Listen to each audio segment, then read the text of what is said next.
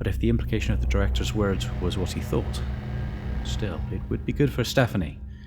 She had had too much trouble, and it was time life smiled upon her a little. It would be good for their children too, to grow up with comfort, even a little luxury. Tutor perhaps with the children of the director himself. As Secretary of Science, Johann Wolsek would give his family a great deal. He caught Patrici's eyes on him and turned his head quickly back to the other men. At the director's nod, he began outlining the facts to them. Some already knew of what was being done here, but all were listening as if the director himself were speaking. He could only give the barest facts.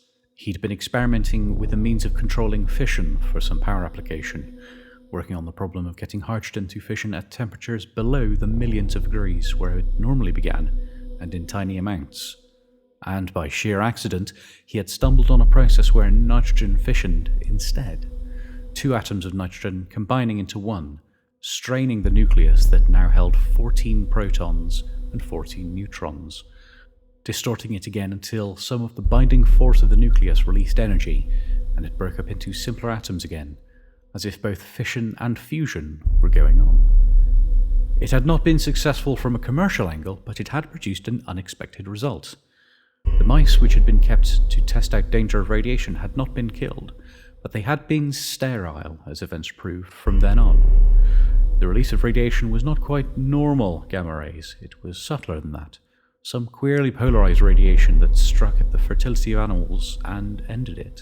But you were not sterilized. Jessica MacDonald interrupted him. I was lucky. I had been using a shield that was heavy enough to turn aside the radiation. The 4-foot walls of the oven where the experiment was conducted. It only leaked out through the panel we later found that had a crack in it, but that was toward the mice.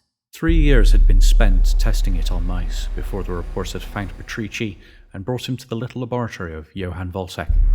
By then, Wolsek had developed a complete control of the process and had learned to fuse and fission oxygen as well as nitrogen, but without the production of sterilizing radiation this time. After that, there had been no more mice. Wolsek shuddered, trying to conceal it as he remembered the prisoners who had stood before the portal of the oven and gone away sterile. And there had been tests in the big deserted wastes near the Gobi, where balls of fire had leapt from his tiny little devices and cracked themselves into flaming energy that grew and spread before vanishing. More sterility had followed. It requires very little apparatus, Wolsek said finally. He pulled up a small tube from a drawer near the wall and held it out to them. This is the source. A small battery. These coils, tubes, this little crucible, nothing more. Once we knew why it started the fusion, it was easy to simplify. And it was simple. A man could carry one of the devices with him in a small bag, and it was meaningless in appearance. It could be built into a radio as if it were part of the tuning device. It could slip past customs, harmless in its looks, and be spread wherever wanted. Now? The director took over then, telling them what had already been done. In every city and hamlet, from coast to coast and from polar cap to polar cap, the West was covered in these tiny little devices, each equipped with a little crystal delicately tuned to one hair, so that they would all function at once.